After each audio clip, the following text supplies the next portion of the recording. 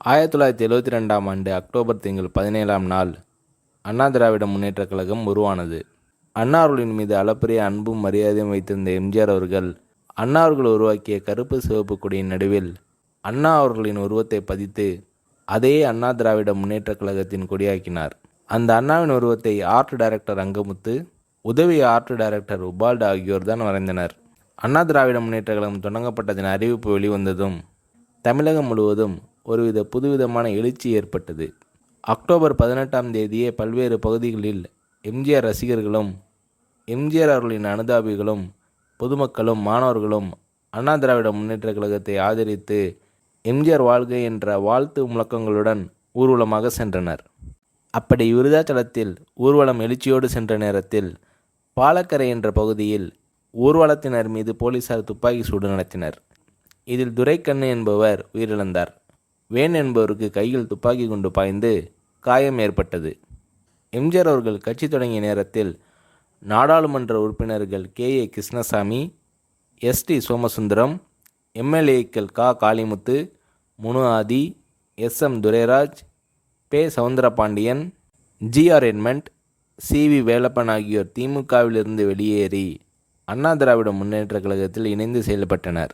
அந்த நாட்களில் மக்கள் தொடர்பு அதிகாரியாக பணியாற்றிய கவிஞர் முத்துராமலிங்கம், மொழித்துறை அலுவலராக பணியாற்றிய கவிஞர் காமராசன் உள்ளிட்டோரும் அதிமுகவில் இணைந்து பணியாற்றினர்.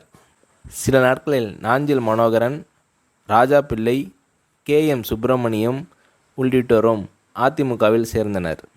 கட்சி தொடங்கிய 2 வாரத்தில் மாநிலம் முழுவதும் சுமார் 7000 கிளைகள் துவக்கப்பட்டன. 10 லட்சத்திற்கும் மேற்பட்டோர் கட்சி உறுப்பினர்களாக இணைந்தனர். திமுகவின் உட்கிளைகளாக செயல்பட்ட எம்ஜிஆர் மன்றங்கள் அனைத்தும் அதிமுகவின் கிளைகளாக உருவாகின.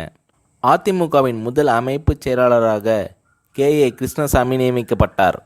தமிழக அரசியல் வரலாற்றில் அதற்கு முன்பு இல்லாத அளவிற்கு அனைத்திந்திய அண்ணா திராவிட முன்னேற்றக் கழகம் ஒரு புதிய அத்தியாயத்தை ஏற்படுத்தியது.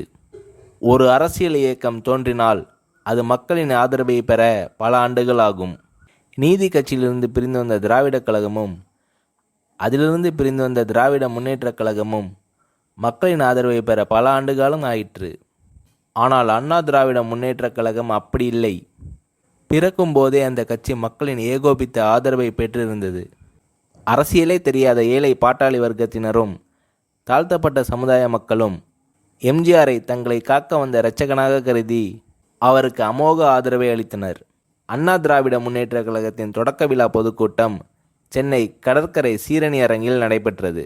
அந்த கூட்டத்தில்தான் KA கிருஷ்ணசாமி அவர்கள் புரட்சி நடிகர் என்ற பட்டம் இனி எம்ஜிஆர் அவர்களுக்கு தேவையில்லை, புரட்சி தலைவர் என அழைப்போம் என முழக்கமிட்டார்.